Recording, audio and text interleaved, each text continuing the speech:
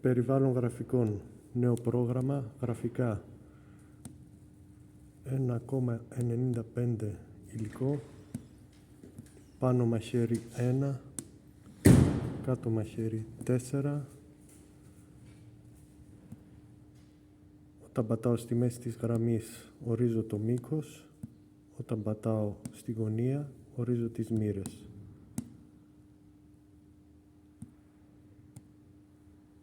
135 μοίρες.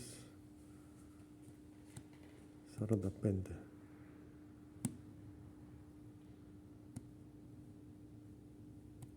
Πλην 90 μοίρες.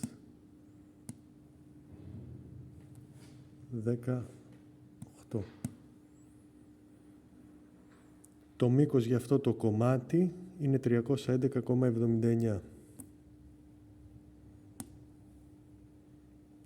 Θέλω να γυρίσω πρώτο, δεύτερο, τρίτο και έχουμε το πρώτο, το δεύτερο, το τρίτο